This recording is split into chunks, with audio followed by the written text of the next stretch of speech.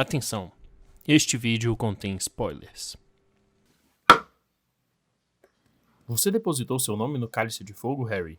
Perguntou Dumbledore calmamente. Harry, did you put your name in that goblet of fire? No, sir.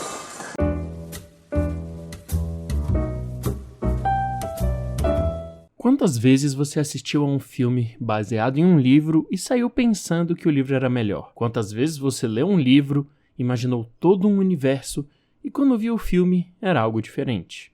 E quantas vezes, ainda mais nos últimos anos, você foi assistir a um remake de um filme que você adorava e não gostou porque era diferente? É claro que acaba sendo uma questão de preferência, mas seriam essas comparações justas? Afinal de contas, uma adaptação precisa ser fiel ao material original? Vamos começar falando dos filmes que são baseados em livros. Não comparar um filme com um livro no qual ele é baseado é praticamente impossível. É válido preferir uma versão ou outra, mas a qualidade do filme deve ser julgada com base na fidelidade da adaptação? É claro que não. A começar que existem limitações e alterações necessárias na transição entre os meios. Há coisas que só funcionam no meio textual, há coisas que só funcionam no meio audiovisual. Uma narração que normalmente está presente em um livro não necessariamente é a melhor opção no meio cinematográfico. Um exemplo válido de se citar é a adaptação do livro Androides Sonham com Carneiros Elétricos, do Philip K. Dick para o cinema. Talvez você não conheça o filme por esse nome, afinal de contas, ele levou um outro nome até aqui no Brasil: Blade Runner, o Caçador de Androides.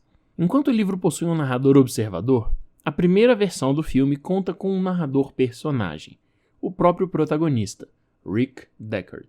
Nas versões subsequentes, como a versão do diretor e o Final Cut, essa narração foi retirada, porque de fato não era como o diretor via o filme. E onde eu quero chegar com isso? O maior problema de querer julgar uma adaptação de um livro com base na sua fidelidade é o fato de que cada um tem uma percepção, cada um tem uma visão e uma construção daquele universo, daquele livro, na sua própria cabeça, que é também baseada nas nossas concepções anteriores.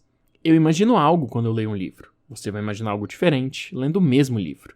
E, consequentemente, quem dirigir o filme também irá ter sua própria ideia, interpretação e visão para adaptar esse livro em um filme. Essa visão pode ser também diferente do material original, com trajetos diferentes para o mesmo final, com omissão de personagens, inclusão de novos personagens e até mesmo com finais diferentes, como Stanley Kubrick fez em O Iluminado, que é uma adaptação do livro do Stephen King, e O Rei Leão, que é uma adaptação do Hamlet, do Shakespeare, mas que tem algumas diferenças e nós temos animais ao invés de pessoas. Aliás, é claro que algumas adaptações não vão funcionar. Podem sair filmes ruins sim, mas eles não são ruins porque não são fiéis.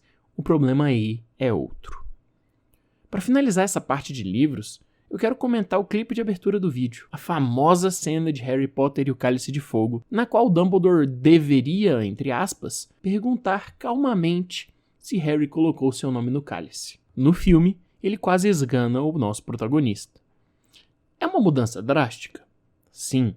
Combina com o Dumbledore do livro? Não. Combina com o Dumbledore do filme? Ah, agora sim. Ele não precisa ser parecido com o personagem da J.K. Rowling. Ele precisa fazer sentido dentro desse universo e, considerando o personagem construído depois da troca de ator do Richard Harris para o Michael Gambon, essa cena faz sentido. Novamente, você não precisa gostar, mas não ser igual ao livro não é um defeito, não é um problema de fato. O outro tipo de adaptação que recebe críticas quando não é muito fiel é o remake ou a releitura, seja um filme a partir de outro filme ou de outro material audiovisual. Acho que muitas vezes as críticas pela não fidelidade em remakes é proveniente da nossa nostalgia, nosso desejo quase que inconsciente de encontrar algo familiar, algo similar, que não nos tire da nossa zona de conforto. É claro que é muito legal ir assistir a um filme, como os remakes da Disney, e saber cantar as músicas, reconhecer os momentos e ver aquilo que nós já conhecemos. Mas e do ponto de vista cinematográfico e autoral? Por que fazer o mesmo filme plano por plano? Por que adaptar um filme com o estilo do outro, sem dar nenhuma roupagem nova? Claro, temos alguns casos de remake que seguem a mesma trama e que funcionam, como por exemplo, Nasce uma Estrela, mas que também vão trazer narrativas bem distintas. Mas um remake também não precisa ter a mesma história, ou conduzir a trama da mesma forma. Ele pode ter apenas uma premissa similar. Uma das melhores releituras que eu já vi é o Suspiria, de 2018, do Luca Guadagnino. As duas versões seguem a mesma premissa. Uma jovem garota se junta a uma escola de balé sem saber que o corpo docente é composto por bruxas. Enquanto o Suspiria de 77, do Dario Argento, um dos grandes clássicos de terror, guarda a informação de que essas estranhas personagens são bruxas para uma revelação final, o de 2018 utiliza isso como parte da premissa inicial, nos contando isso nas primeiras cenas. Isso é uma ótima escolha, justamente porque esse plot twist não funcionaria novamente, tendo em vista que muitos já teriam visto a versão original. E não é apenas essa mudança que foi feita. A trama, no geral, é bem diferente. Toda a mise-en-scène é modificada, desde a substituição das cores ultra saturadas, que são marcas registradas do original, por tons mais pastéis, cores mais naturais, mais desbotadas, até a mudança completa em termos de tom da trilha sonora. E sabe outra adaptação que reconhece o meio em que se encontra, suas limitações, e por causa disso pega apenas elementos da história? Death Note, do Adam Wingard, da Netflix. De forma resumida, o jovem Light recebe um caderno chamado Death Note de um deus da morte, no qual, se o nome de alguém é escrito, essa pessoa morrerá. O filme foi massacrado pela crítica, por vídeos no YouTube e pelo público, basicamente por ser completamente diferente do anime. E vale ressaltar que o anime também é uma adaptação do mangá.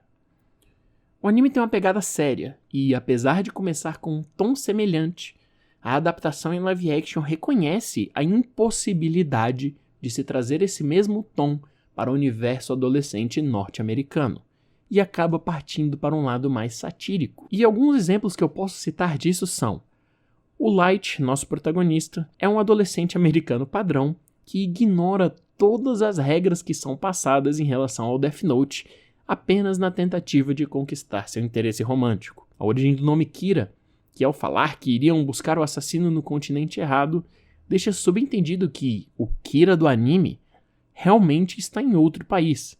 Isso é uma outra versão. As mortes são completamente toscas e exageradas, com personagens explodindo, indo para um lado absurdo que até lembra os filmes Premonição. E a famosa cena em que o Light conhece o Ryuk pela primeira vez. No anime, ele aborda a situação com seriedade, e no live action, ele entra em completo desespero. Uma pequena observação: se eu encontrasse um deus da morte, um diabão desses, eu também entraria em pânico. Além disso, o filme reconhece que muitas das coisas do anime seriam absurdas se transportadas literalmente para um universo real, como o Detetive L, cuja bizarrice é bem utilizada no lado humorístico. Inclusive, várias construções lembram muito as de alguns filmes dos anos 80, como reações de personagens, caracterização de personagens na escola e afins. E em outros elementos da sua mise-en-scène, o filme vai prestar homenagens e referenciar coisas típicas desse período, como o excesso de iluminação neon, a trilha sonora com clássicos da década, como Take My Breath Away, um baile na escola e assim por diante. E olhando por esse ponto de vista, eu acho que o filme funciona muito bem. Poderia inclusive ficar falando por muito tempo, como todos esses absurdos, exageros, tosquices e breguices casam perfeitamente com a forma que esse filme é conduzido. O realismo não é uma forma de se medir a qualidade de um filme e, da mesma forma, a fidelidade de uma adaptação não é uma forma de se medir a sua qualidade também. Então é isso, eu espero que vocês tenham gostado desse vídeo. Deixem aí nos comentários a sua opinião, se você gostou, se você concorda, se você discorda. Se você quer mais conteúdo sobre cinema, mais vídeos, ensaios, críticas, recomendações, se inscrevam aqui no canal e sigam a gente nas nossas redes sociais que estão aí e tem o link na descrição. Muito obrigado, até a próxima, falou!